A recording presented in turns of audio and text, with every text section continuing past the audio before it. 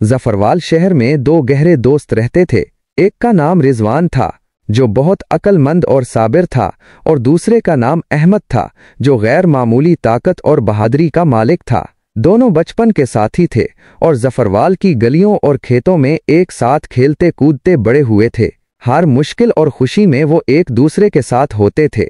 एक साल जफरवाल और उसके गिरदो नवाह में शदीद कहत पड़ा। बारिशें ना हुईं, फसलें सूख गईं और जफरवाल के लोगों के पास खाने को कुछ न रहा। रिजवान और अहमद के घराने भी इस मुसीबत से ना बच सके। उनके पास जो कुछ भी जमा पूंजी थी वो खत्म हो गई। रिजवान अपनी अकल और तदबीर पर भरोसा करता था। उसने सोचा कि वो जफरवाल में रहकर लोगों को कहत से निमटने के तरीके बताएगा। अहमद अपनी ताकत और बहादुरी पर भरोसा करता था। उसने फैसला किया कि वो जफरवाल से किसी बड़े शहर में जाएगा और अपनी कुव्वत बाजू से काम करके कुछ कमा कर लाएगा, ताकि अपने और अपने दोस्त के घर वालों की मदद कर सके। रिजवान ने उसे समझाने की कोशिश की कि इस मुश्किल वक्त में सबको एक साथ रहना चाहिए, लेकिन अहमद ने अपने इरादे पर इसरार किया और अकेला ही शहर की तरफ रवाना हो गया।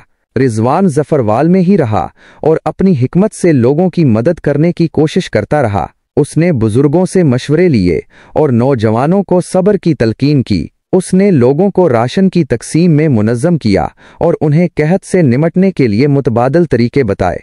शहर में अहमद को अपनी ताकत के बावजूद बहुत मुश्किलात का सामना करना पड़ा। अगरचे वो सख्त मेहनत करता रहा, लेकिन उसे इतनी आमदनी नहीं हुई जो उसके और उसके गांव वालों के लिए काफ़ी हो। शहर की जिंदगी जफरवाल की सादगी से बहुत मुख्तलिफ थी और उसे अक्सर अपने दोस्त रिजवान और अपने शहर की याद आती रही। उसे एहसास हुआ कि सिर्फ ताकत ही हर मसले का हल नहीं होती, अकल और तदबीर भी इतनी ही अहम है।